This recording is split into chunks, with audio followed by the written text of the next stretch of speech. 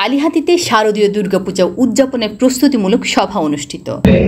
আমি সম্মানিত উপজেলা উদযাপন ফ্রন্ট আছে কমিটির সভাপতি সেক্রেটারি মহোদয়ের দৃষ্টি আকর্ষণ করব, আপনাদেরকে সংযুক্ত করে রেখে আপনারা আমাদের প্রত্যেকটা পূজা মণ্ডপে যারা সভাপতি সেক্রেটারি আছে তাদেরকে আপনারা ওই গ্রুপে সংযুক্ত করে ফেলেন। টাঙ্গাইলের কালিহাতীতে আসন্ন শারদীয় দুর্গাপূজা সুষ্ঠুভাবে উদযাপনের লক্ষ্যে প্রস্তুতিমূলক সভা অনুষ্ঠিত হয়েছে। বৃহস্পতিবার 18 সেপ্টেম্বর উপজেলা পরিষদ হল রুমে এই সভার আয়োজন করা হয়। সভায় সভাপতিত্ব করেন উপজেলা নির্বাহী অফিসার মোহাম্মদ খায়রুল ইসলাম।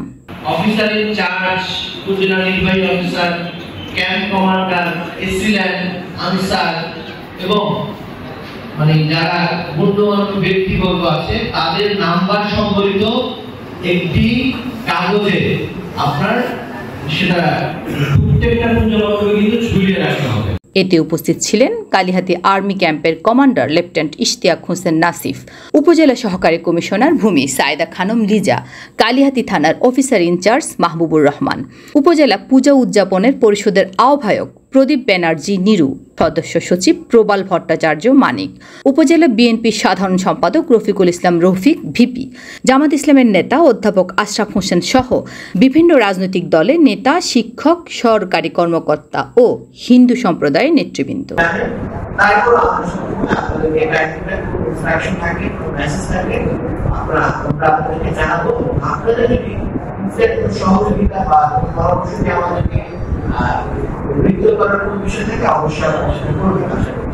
সভায় সকলকে সতর্ক থাকার আহ্বান জানানো হয় যাতে পূজা উদযাপন শান্তিপূর্ণভাবে সম্পন্ন হয়।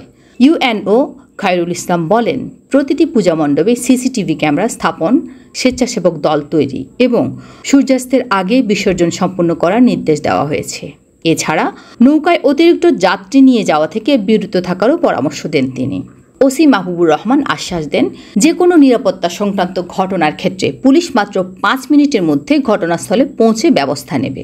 উপজেলা পূজা উদযাপন পরিষদের আহ্বায়ক প্রদীপ ব্যানার্জি নিরু বলেন, প্রতিমার নিরাপত্তা নিশ্চিত করা না গেলে পূজা অনুষ্ঠান না করাই উত্তম।